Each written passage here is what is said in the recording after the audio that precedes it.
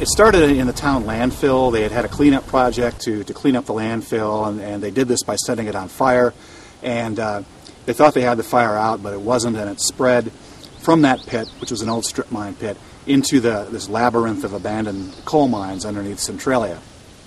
Beginning in the early 1980s, it was right in 1980, the fire broke through the last of the underground barriers that had been put in, and it started moving under the town of Centralia itself.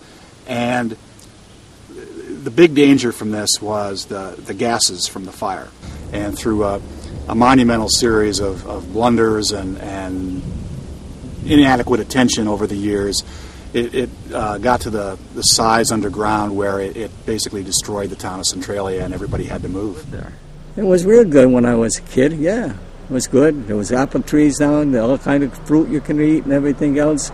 People were nice and everything. I don't think there was anything wrong with the fire.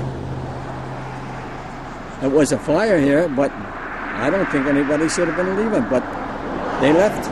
What you're seeing here, these terrible cracks in the old Highway 61, is kind of one of the latter-day results of the Centralia mine fire. Congress finally was persuaded to appropriate $42 million to relocate everybody in Centralia.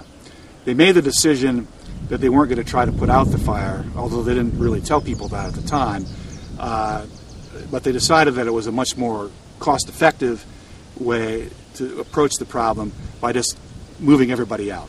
And so that's what they did. And it started at the beginning of 1984, this big relocation. And it was mostly complete in about 2 years, although, until even for the next 20 years or so, there were still 40 or 50 people who hung on, in Centralia. And now it's down to about 9 people. They're kind of the diehards of the diehards.